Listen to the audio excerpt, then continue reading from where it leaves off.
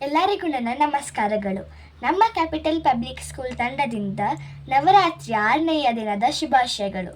ಇಂದು ನವರಾತ್ರಿ 6ನೆಯ ದಿನ. ಕಾತ್ಯಾಯನಿ ದೇವಿಯನ್ನು ಪೂಜಿಸಲಾಗುತ್ತದೆ.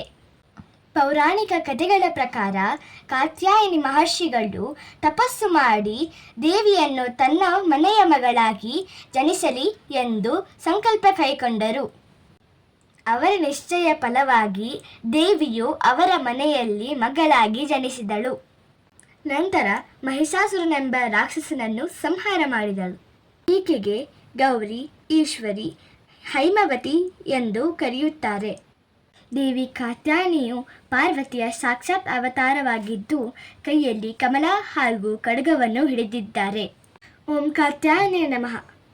ಯಾ ದೇವಿ ಸರ್ವಭೂತೇಷು ಕಾತ್ಯಾಯನಿಯ ರೂಪೇಣ ಸಂಸ್ಥಿತ. ನಮಸ್ತಸ್ಯೈ ನಮಸ್ತಸ್ಯೈ ನಮಸ್ತಸ್ಯೈ ನಮೋ ನಮಃ.